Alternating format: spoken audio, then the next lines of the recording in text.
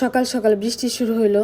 ভোর দিকে উঠছি, তখন আবার বৃষ্টি ছিল না, তারপর বৃষ্টি শুরু হয়ে গেছে। তারপর সকালবেলা খাওয়া দাওয়া করার পর একটা আনারস কাটছিলাম, আনারস খাইছি, মাথায় একটু তেল দিলাম। তেল দেওয়ার আর কিছুক্ষণ পরে যে স্নান করলাম, স্নান টান করে শ্যাম্পু করছি, আজকে আবার একটা শাড়ি পরছি। আর এখন খাইতে বসছি স্নান টান করে। মার খাওয়া অলরেডি হয়ে গেছে। এখানে আমি কি করছি, একটা করলা ভাজা, একটা করলা সিদ্ধ, তারপর হচ্ছে আলু সিদ্ধ, এগুলো একসাথে একটু সরিষার তেল লবণ দিয়ে মাখাইছি, মাখায় তারপরে এটা দেখাইছি। মাছ টাছ খাইতে ইচ্ছে হইতেছিল না আমারও। আর এখন হচ্ছে খিচুড়ি রান্না করব। সোনালী মুরগি নিয়ে আসছিল, একটা সোনালী মুরগি দেওয়া খিচুড়ি রান্না করব।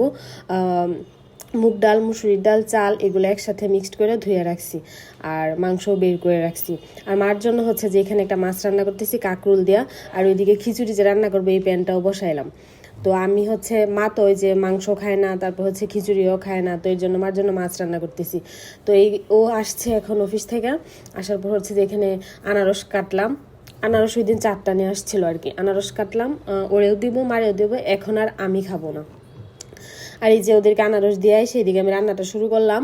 এখানে হচ্ছে যে সম্ভারে হচ্ছে যে গরম মশলা, পেঁয়াজ এগুলো দেওয়ার পর মশলাগুলো দিছি, বাটা মশলা, গুঁড়া মশলা দেওয়ার পর মশলাটা কষায় নিলাম। কষানোর পর হচ্ছে যে মাংসটা দিয়ে দিলাম। মাংসটা দিয়া আমি হচ্ছে যে ঢাকনা দিয়ে দিছিলাম। এত কিছু সময় হচ্ছে যে আমি খিচুড়িটা মানে মানে সরি চাল টালটা দেওয়ার আগে, খিচুড়ি বলতেছি, দেওয়ার আগ পর্যন্ত আর কি মাংসটা ভালো করে কষায় নিব। তো এখন হচ্ছে যে আমি লবণটা দিয়ে দিচ্ছি, আর কয়েকটা আলুও দিচ্ছি। আমার জামাই তো আবার আলু লাভার, আলু না দিলে তার চলবে না, এর জন্য হচ্ছে যে আলু দিলাম। তো মাংসটা আমি মোটামুটি ভালো করে কষায় নিছি। কষায় নেওয়ার পর এখন হচ্ছে যে আমি চাল ডাল এগুলো দিয়ে দিচ্ছি। এগুলো দিয়ে আর একটু কষাবো আর কি, মানে মাংসটার সাথে একটু মাখো মাখো একটুক্ষণ রাখবো, তারপর আর কি জল দিব।